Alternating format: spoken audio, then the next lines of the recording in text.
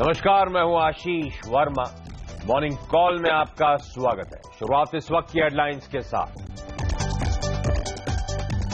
IT sector के बाद अब फार्मा सेक्टर पर ट्रंप का निशाना। दवाओं के दाम कंट्रोल करने के लिए दिए संकेत। यूएस के बाहर प्लांट लगाने पर भारी भरकम बॉर्डर टैक्स की चेतावनी। भारतीय फार्मा शुरू की हो सकती है पिटाई। ट्रंप के बयान के बाद अमेरिकी बाजार ऊपरी स्तर से फिसले, लेकिन नैस्डैक रिकॉर्ड ऊंचाई पर कायम। एशियाई बाजारों से मिले जुले संकेत। आज आएंगे आईटी दिग्गज टीसीएस के नतीजे। दिसंबर तिमाही में छुट्टियों और क्रॉस करेंसी के चलते कमजोर नतीजों का अनुमान। बजट में लेदर इंडस्ट्री को मिल सकता है बूस्टर डोज। 4,000 करोड़ के राहत पैकेज का ऐलान संभव। सीएनबीसी आवाज एक्सक्लूसिव। आज शाम आएंगे दिसंबर के रिटेल महंगाई के आंकड़े। दिसंबर में घटकर 3.5% रह सकती है महंगाई दर। आईआईपी ग्रोथ बढ़कर 1% रहने का अनुमान। और सीएनबीसी आवाज की मुहिम को सरकार का समर्थन। सर्विस चार्ज पर सख्त हुई सरकार। कहा जबरन चार्ज वसूलना गलत। संसद में कानून लाने के भी दिए संकेत। गुरुवार की सुबह इंडिकेशंस देख लीजिए आपकी स्क्रीन पर। एसजीएक्स निफ्टी आएगा और हल्की मजबूती के साथ शुरुआत होने के इंडिकेशंस आते हुए 1/3 के उछाल के साथ इस समय हो रहा है कामकाज। दरअसल ग्लोबली तो हमें खैर यूएस के मार्केट से फोकस करना चाहिए, क्योंकि यूरोप तो वो ट्रंप साहब की स्पीच से पहले बंद हो चुका था। वो बाजार फ्लैट से 0.5% का उछाल था, पर ट्रंप साहब की पॉलिसी पे रिएक्ट करा अमेरिकन मार्केट्स ने, या फिर उस स्पीच पे। पॉलिसी तो गलत होगा। उस स्पीच पे डाउ जोन्स आपकी स्क्रीन पे 0.5% का उछाल। नैस्डैक अब तक वो उच्चतम स्तरों पर बरकरार आपको नजर आएगा। डॉलर इंडेक्स लेकिन आपकी स्क्रीन पे आना चाहिए, वो ज्यादा इंपॉर्टेंट इंडिकेशन है।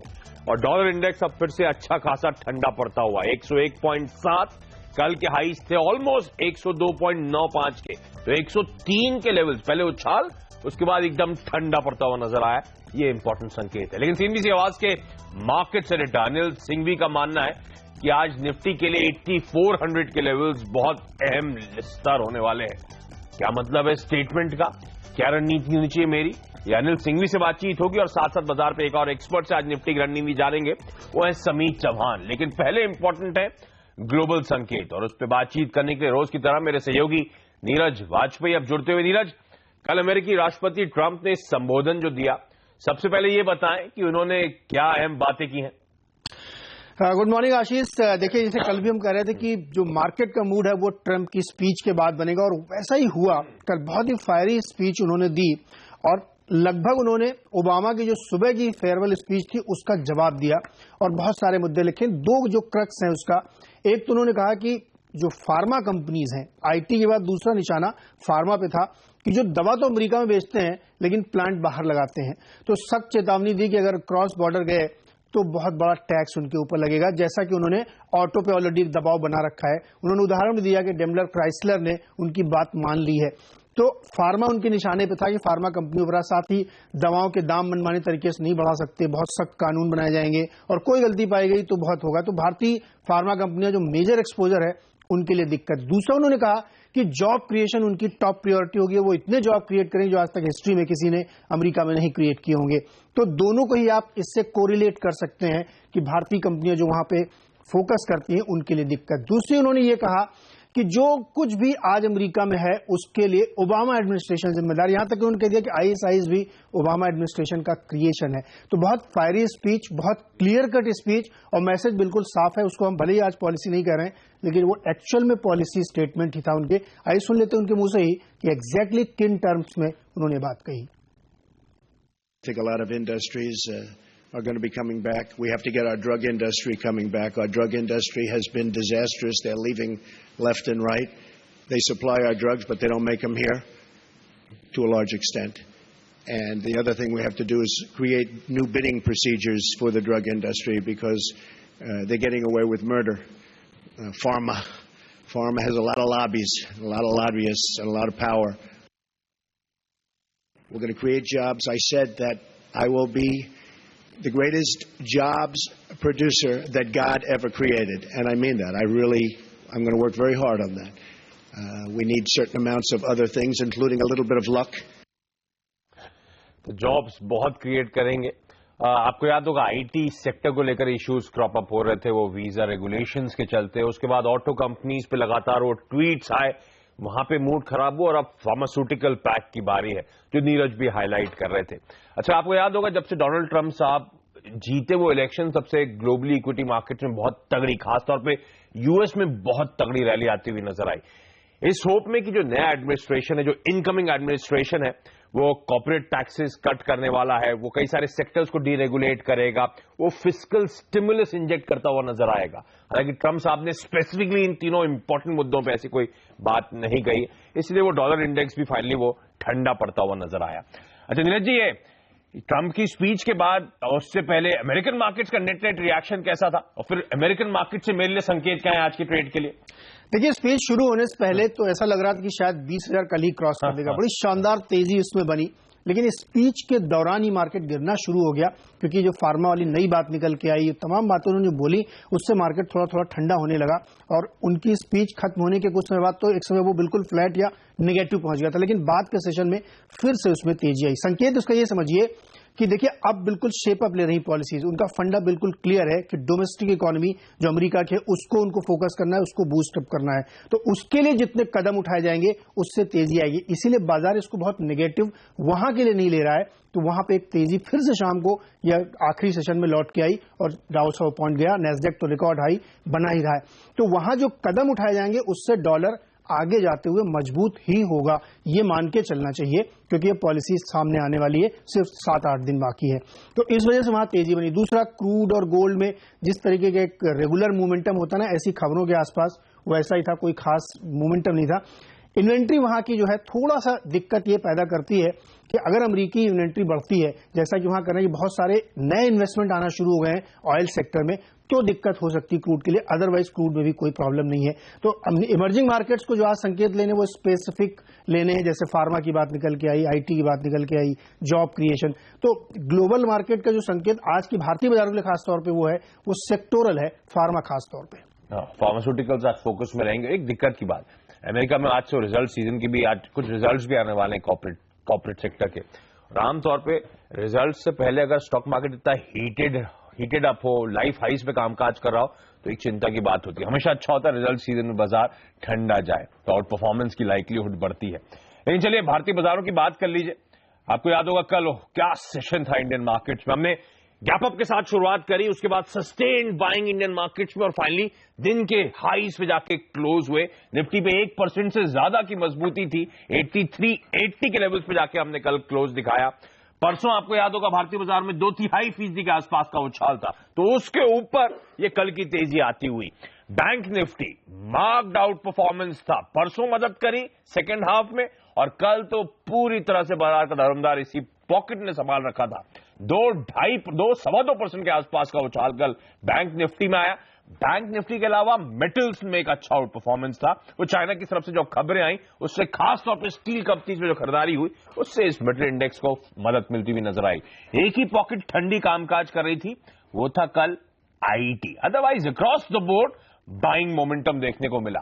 हाँ, एक दिक्कत की बात, कैश मार्केट में एफआईएस की बिकवाली का आंकड़ा वापस बढ़ गया है 627 करोड़ रुपए के आसपास का, लेकिन डीआईआईज इस टाइम पे बड़ा तगड़ा इस समय पैसा लगा रहे हैं भारतीय बाजारों में, और कल का आंकड़ा अच्छा खासा बड़ा है, 1100 करोड़ रुपए के आसपास की डीआईआईज की बाइंग होती हुई।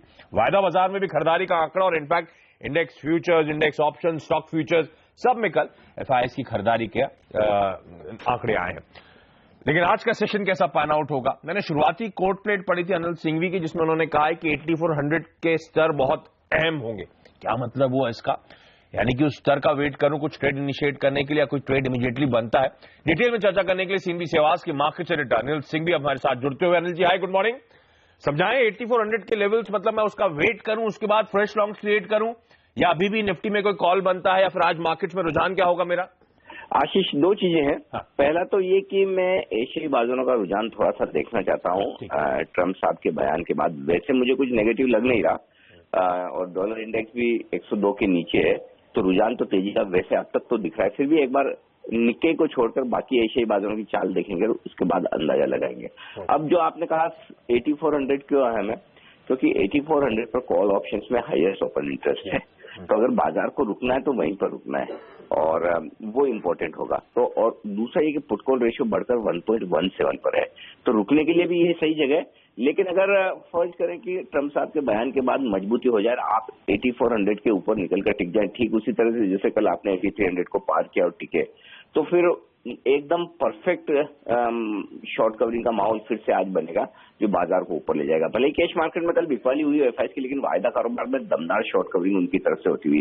तो हम खरीदारी तो करनी है, अब दो तरीके से की जा सकती है। पहला तो ये है सिंपल कि 8400 के ऊपर निकल कर टिक जाए तब खरीदारी कर ले, और दूसरा ये कि अगर वो ना हो तो फिर आप 8325 के नजदीक खरीदे, यानी कि कल की क्लोजिंग से 50 पॉइंट नीचे मिले तो वो बाय ऑन डिप्स वाला मामला बनता है। तो ये दो लेवल खरीदारी करने के लिए परफेक्ट है।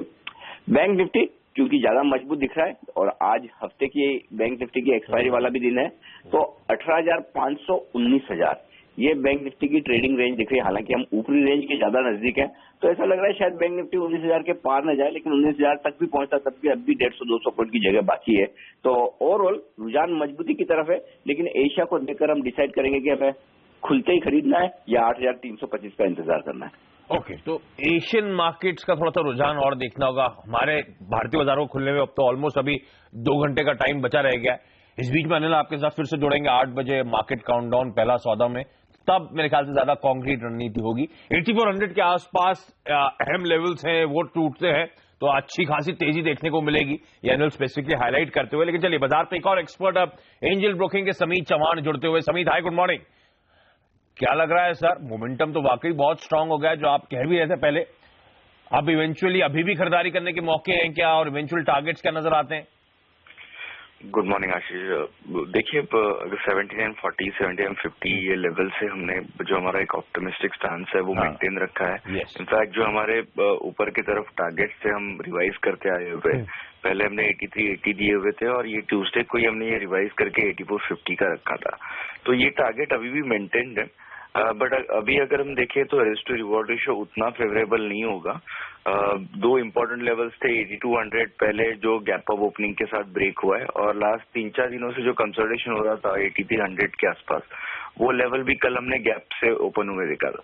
तो वो ये क्लियरली एक पॉजिटिव साइन होता है कि कोई भी एक इम्पोर्टेंट स्तर अगर गैप से ओपन होता है तो वो काफी स्ट्रांग माना जाता है। तो ऑब्वियसली मोमेंटम काफी स्ट्रांग है, चार्ट स्ट्रक्चर काफी अच्छा है, और अभी 8300 काफी स्ट्रांग सपोर्ट माना जाएगा। बट यहाँ पे रिस्क टू रिवॉर्ड रेशियो इतना फेवरेबल नहीं है, तो अगर इंडेक्स में फ्रेश पोजीशन लेनी है तो हम डिप की वेट करेंगे 8350 के आसपास, तो वहां पे बाइंग की सलाह होगी अगर डिप आती है तो। अदरवाइज स्टॉक स्पेसिफिक जो एक्शन है वो कंटिन्यू रहेगी और स्टॉक स्पेसिफिक मूवमेंट पे ज्यादा कॉन्सेंट्रेट करना चाहिए। तो अगर बाय करना है तो 8350 के आसपास कीजिए, स्टॉप लॉस 8295 का और टारगेट 8450 का होगा। ओके, तो इस समय इन लेवल्स के आसपास रिस्क टू रिवॉर्ड बहुत ज्यादा फेवरेबल नहीं है, तो इसे डिप्स का वेट करें। समीत लगातार बाय रिकमेंडेशन दे रहे हैं, लेकिन अभी कह रहे हैं कि आप थोड़ा सा डिप 8350 के आसपास निफ्टी मिले तो बेहतर लेवल्स होंगे खरीदारी करने के लिए। रिस्क रिवॉर्ड वहां पे फेवरेबल नजर आता है और इवेंचुअली 8450 तक के टारगेट्स के लिए आप अप्रोच कर सकते हैं। समीत, स्टॉक स्पेसिफिक आइडियाज भी बताएं।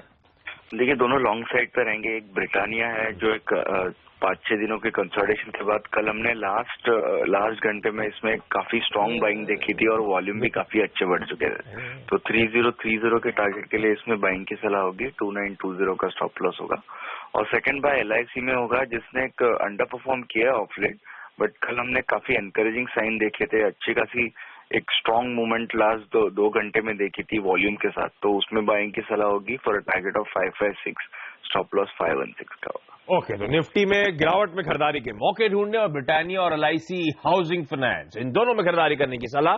समीत, आपका धन्यवाद। और सीधे चलते हैं मेरी सहयोगी सोनम मेहता के पास। सोनम कुछ और ट्रेडिंग कॉल शेयर करेंगी। सोनम, हाय, गुड मॉर्निंग, बताएं। गुड मॉर्निंग आशीष। सबसे पहला कॉल है यूनियन एडवाइजरी के अनुज दीक्षित का। पेट्रोनेट LNG को खरीदने की सलाह दे रहे हैं। लक्ष्य 382 रुपए का रहेगा, स्टॉप लॉस 358 रुपए का लगाइए। दूसरा कॉल है SMC ग्रुप ऑफ कंपनीज के मुदित गोयल का। केन इंडिया को खरीदने की सलाह दे रहे हैं। लक्ष्य 271 रुपए का रहेगा, स्टॉप लॉस 259 रुपए का लगाइए। और तीसरा कॉल है कोटक सिक्योरिटीज के श्रीकांत चौहान का। हीरो मोटोकॉर्प को खरीदने की सलाह दे रहे हैं। लक्ष्य रहेगा 3170 रुपए का, स्टॉप लॉस 3040 का लगाइए। ओके, तो across the board stock specific buying ideas आते हुए Britannia, LIC housing, Petronet LNG, केन इंडिया और हीरो मोटोकॉर्प, इन सब में आज खरीदारी करने के मौके ढूंढने लेवल्स आपकी स्क्रीन पर। लेकिन यहां पे छोटा सा ब्रेक के बाद भी एक्शन कंटिन्यू रहेगा। हेमंत से जानेंगे आज के top stocks in news, TCS के नतीजों से क्या अनुमान है और कमोडिटी और करेंसी मार्केट्स में आज की टॉप स्ट्रैटेजीज।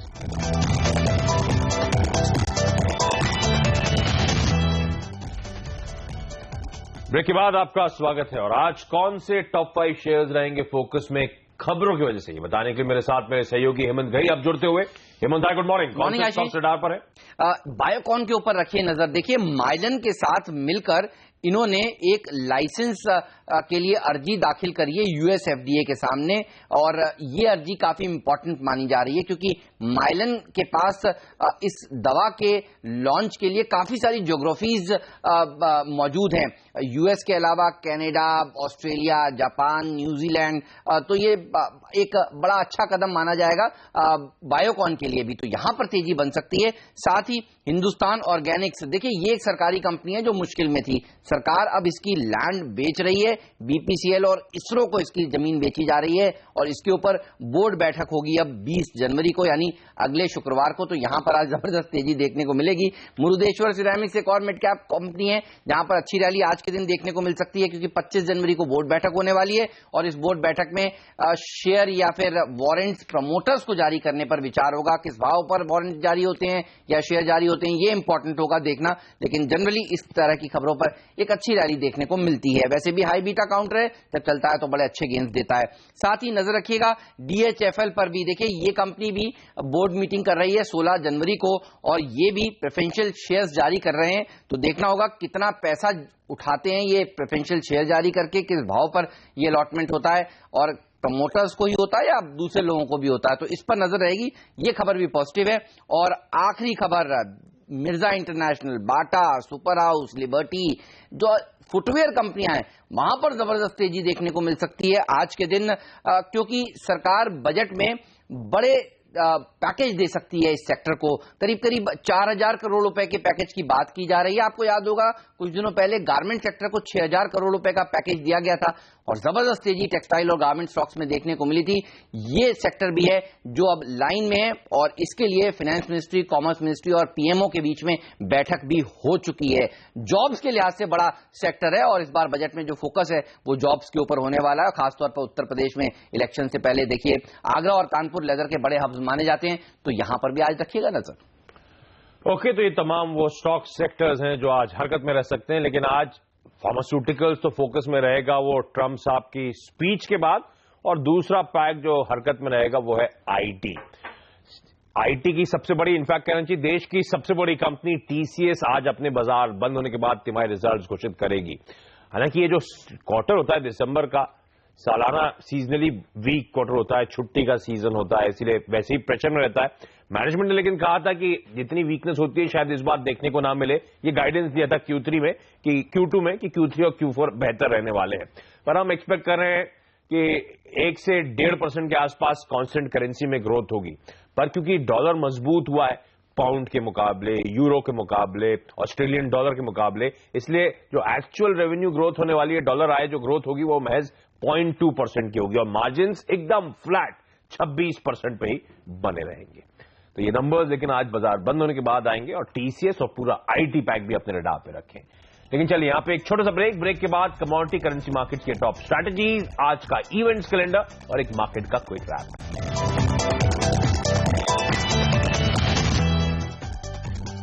ब्रेक के बाद आपका स्वागत है और कमोडिटी और करेंसी मार्केट्स में आज की टॉप स्ट्रैटेजीज क्या होंगी, इस पे बात करने के लिए SMC कॉमट्रेड की वंदना भारती अपने साथ जुड़ती हुई। वंदना, हाय, गुड मॉर्निंग।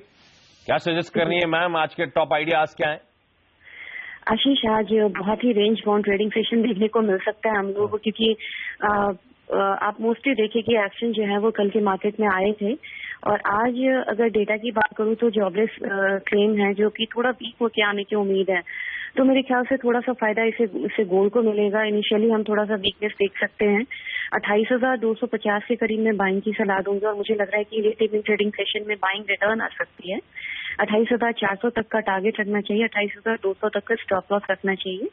दूसरा मुझे लग रहा है कि कॉपर में एक पॉजिटिव मूवमेंट जो है वो देखने को मिलेगी। कल थोड़ा सा करेक्शन आया था बेस मेटल काउंटर में बाद में, लेकिन मुझे लग रहा है आज फिर से बाइंग जो है स्पेशली कॉपर में आ सकती है। तो करेक्शन पे बाय करें, 392 के करीब बाय करें। 398 का मुझे स्लोली लग रहा है कि ये 400 के करीब जा सकता है।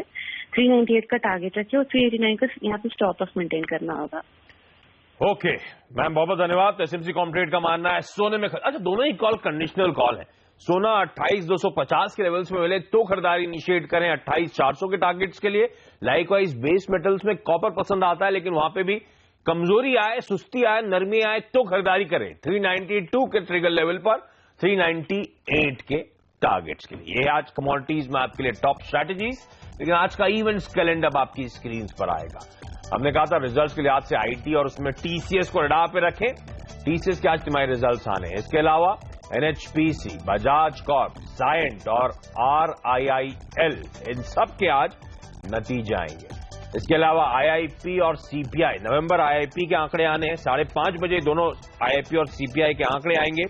आईआईपी एक्सपेक्टेड है कि 1% के आसपास होगा और सीपीआई कुछ हद तक इन्फ्लेशन ठंडा पड़ता हुआ नजर आए, 3.6 से घटकर 3.5 का लेवल। ये आंकड़े शाम को आने। वाइब्रेंट गुजरात का आज तीसरा दिन है और वित्त मंत्री एयरटेल का पेमेंट बैंक आज लॉन्च करेंगे। लेकिन जाते जाते एसजेएक्स निफ्टी देख लीजिए, 25-26 पॉइंट के उछाल के इंडिकेशंस आते हुए आज के ट्रेडिंग सेशन के लिए। लेकिन एक्सपर्ट थोड़े से कॉशियस साउंड कर रहे हैं। समीर चौहान का कहना था डिप्स में, गिरावट में खरीदारी करें, और अनिल भी कह रहे थे एशियन मार्केट्स की चाल देख लीजिए, उसके बाद एक डिसाइसिव कॉल लीजिएगा बाजारों पर आज। लेकिन चलिए, मॉर्निंग कॉल में आज के लिए इतना ही। छोटा सा ब्रेक के बाद स्टॉक 2020। नमस्कार।